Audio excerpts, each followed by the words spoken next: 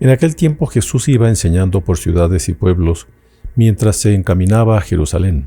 Alguien le preguntó: Señor, ¿es verdad que son pocos los que se salvan? Jesús le respondió: Esfuércense por entrar por la puerta que es angosta, pues yo les aseguro que muchos tratarán de entrar y no podrán. Cuando el dueño de la casa se levante de la mesa y cierre la puerta, ustedes se quedarán afuera y se pondrán a tocar la puerta diciendo: Señor, ábrenos. Pero él les responderá: No sé quiénes son ustedes. Entonces le dirán con insistencia: Hemos comido y bebido contigo, y tú has enseñado en nuestras plazas. Pero él replicará: Yo les aseguro que no sé quiénes son ustedes. Apártense de mí todos ustedes los que hacen el mal. Entonces llorarán ustedes y se desesperarán cuando vean a Abraham, a Isaac, a Jacob y a todos los profetas en el reino de Dios, y ustedes se vean echados fuera. Vendrán muchos del oriente y del poniente, del norte y del sur, y participarán en el banquete del reino de Dios. Pues los que ahora son los últimos serán los primeros, y los que ahora son los primeros serán los últimos. Palabra del Señor. Gloria a ti, Señor Jesús.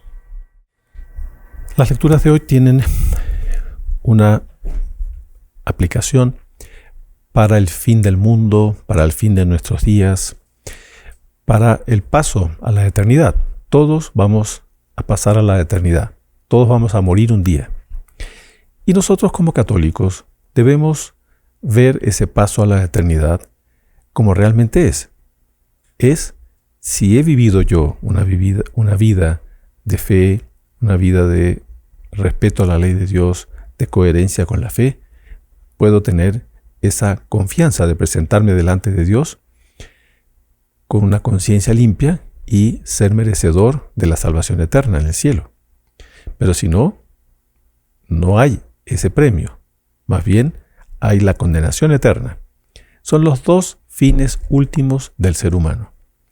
Y aquí yo quisiera recordar una sentencia del Antiguo Testamento que dice: piensa en tus postrimerías y nunca jamás pecarás. Esa sentencia es muy importante. El ser humano tiene la tendencia a aferrarse a este mundo y no piensa que aquí estamos de paso. Podremos vivir 90, 100 años, pero ¿qué son 100 años comparados después con la eternidad? Entonces no debemos aferrarnos a este mundo. Debemos tener esa conciencia de que este mundo es de paso y nosotros aquí tenemos que cumplir con una misión, con una vocación, tenemos que respetar la ley de Dios y después viene nuestro juicio particular, porque los novísimos o postrimerías del hombre son 4: muerte, juicio, cielo, infierno. Todos vamos a pasar por la muerte, nadie escapa de esa. Juicio, todos también vamos a pasar por el juicio. Ahí tendremos una sentencia que, como dice el credo, nuestro Señor Jesucristo será el juez. Desde allí ha de venir a juzgar a vivos y muertos. Y en esa sentencia hay 2 caminos solamente: la salvación eterna en el cielo, que podemos pasar por el purgatorio para purificar nuestras almas antes de entrar al cielo, pero ya de ahí vamos, ya la sentencia es favorable, o la condenación eterna en el infierno. Entonces es bueno pensar en esto. Hay personas a veces que dicen: no, padre, no me hable de eso que me provoca miedo, me da miedo pensar en eso. Si le provoca miedo, quizás no sea ese el momento para pensar, pero sí es conveniente, porque la propia Sagrada Escritura, como les digo, que es inspirada por el Espíritu Santo, es el propio Dios que nos aconseja: piensa en tus postrimerías y nunca jamás pecarás. En la primera lectura del profeta Isaías dice, ¿no? Esto dice Dios: yo vendré para reunir a las naciones de toda lengua, es decir, a todas las naciones, todos los pueblos. Vendrán y verán mi gloria. ¿Sí? Como les digo, no escapamos de eso. Pondré en medio de ellos un signo. A lo largo de la historia, Dios siempre pone los profetas, por ejemplo, en el Antiguo Testamento, santos, fundadores, que son como signos. El propio nuestro Señor Jesucristo fue un signo, el signo que Dios puso para que los hombres de todos los pueblos y naciones y de todos los tiempos, bueno, en función de Él, tomáramos, por así decir, un camino, ¿no? O lo seguimos a Él, porque Él nos pide, Él nos exhorta, sígueme. Quien quiera seguirme, que tome su cruz, etc. Entonces, ese signo siempre está presente. Enviaré como mensajeros a algunos supervivientes, etc. Entonces, es una imagen, por así decir, simbólica que Isaías pone, que tiene su relación con el fin del mundo. En el Salmo es el propio Dios que nos dice, ¿no? Vayan por todo el mundo y prediquen el Evangelio, ¿no? Nuestro Señor Jesucristo le dice a los apóstoles. Esa es la obligación que todos tenemos de evangelizar, de hacer el bien, de dar el buen ejemplo, de dar el buen consejo, etc. Vayan por todo el mundo y prediquen el Evangelio. Y el Salmo que leímos, ¿no? Que alaben al Señor todas las naciones, que lo aclamen todos los pueblos. Nosotros debemos desear la conversión de todas las naciones. Naciones paganas, naciones que tienen otras religiones, pueblos que están lejos de la fe. Nosotros debemos querer la conversión de esos pueblos.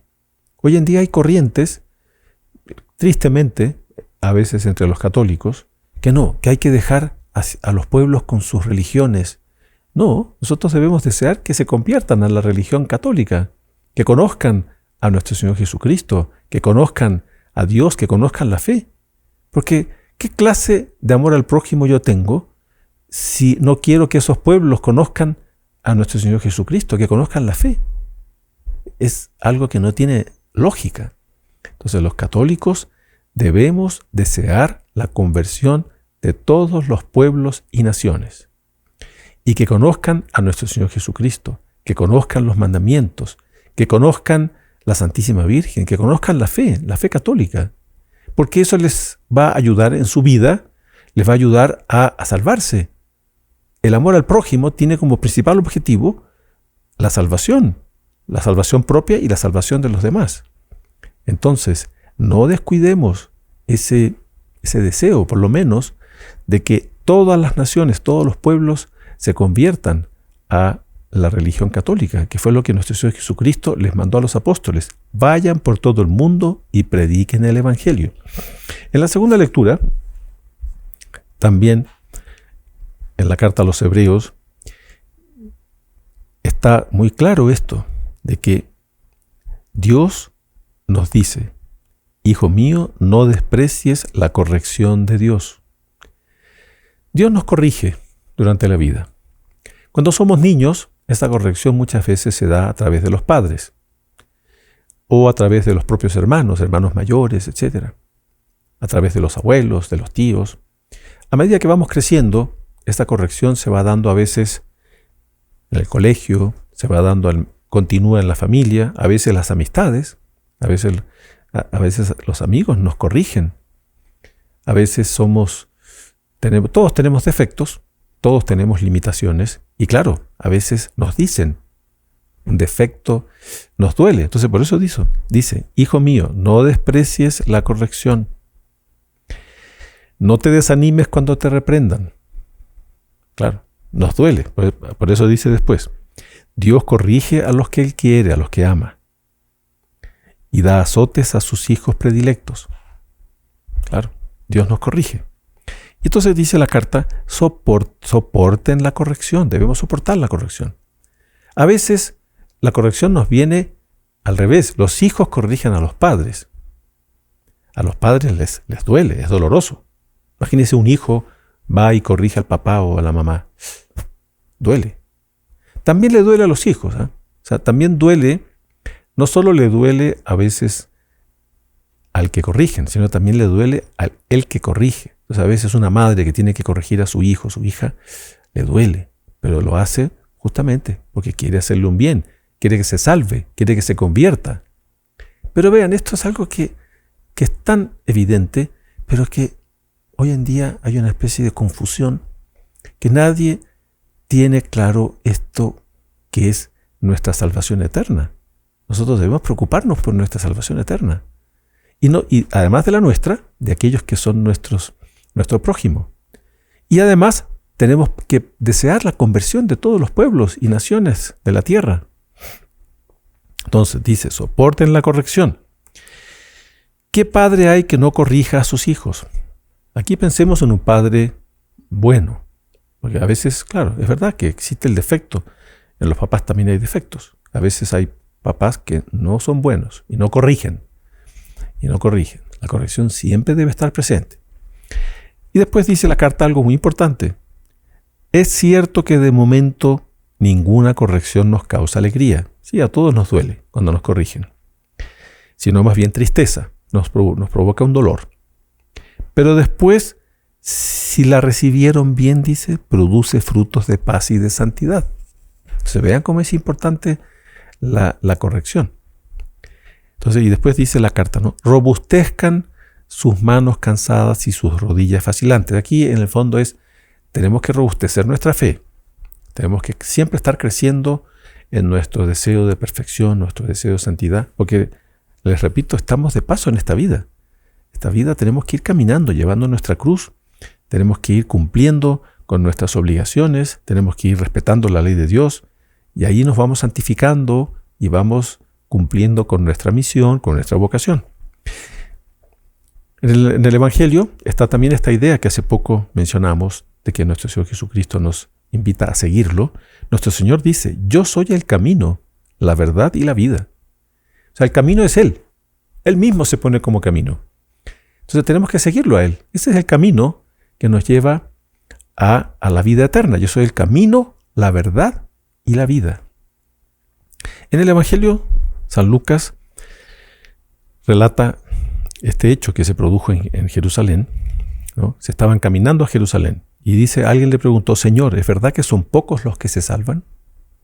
Nuestro Señor no responde a la pregunta, sino que más bien le incentiva a todos los que están oyendo, esfuércense por entrar por la puerta angosta. Es muy conocido este evangelio. La puerta angosta, ¿qué significa la puerta angosta? Es la puerta de la perseverancia, es la puerta de la vida llevada con seriedad. Seriedad no quiere decir tristeza. La vida llevada con lucha. La vida es lucha. Cada uno tiene su lucha personal, interior, contra sus defectos, contra la tentación, contra las malas inclinaciones que todos tenemos. Entonces, esfuércense, dice nuestro Señor Jesucristo, por entrar por la puerta angosta, ¿no? Después dice, cuando el dueño de la casa se levante de la mesa y cierre la puerta, esto los que explican la Sagrada Escritura, santos, doctores, papas santos a lo largo de la historia, refieren esto a nuestro Señor Jesucristo. Cuando nuestro Señor se levante y cierre la puerta, es decir, cuando ya esto tiene relación con el fin del mundo, cuando ya todos los que se salvaron ya están, todos pasamos por el juicio, porque todos tendremos un juicio particular después de nuestra muerte, y en el fin del mundo habrá el juicio final o el juicio universal. Y hay un momento en que como que se cierra la puerta, ¿no? Ahí dice, ustedes se quedarán afuera, claro, ahí ya los que están en el infierno por toda la eternidad. Y los que van al cielo por toda la eternidad. Esto nos cuesta comprenderlo a veces, nos cuesta aceptarlo, pero es una verdad de fe que no podemos negar. Hay católicos a veces así medio relajados, medio superficiales, que dicen, no, el infierno ese es un invento de la iglesia. Cuidado, no es un invento de la iglesia. Es el propio nuestro Señor Jesucristo, Dios, que lo afirma varias veces en la Sagrada Escritura. Y es una verdad de fe de toda la historia. De toda la historia. Entonces los católicos no podemos negar la existencia del infierno, menos todavía la existencia del cielo.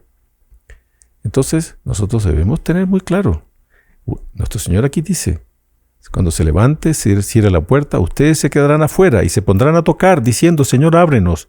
Pero Él les responderá, no sé quiénes son ustedes. Entonces le dirán, hemos comido contigo, etc. Pero Él replicará.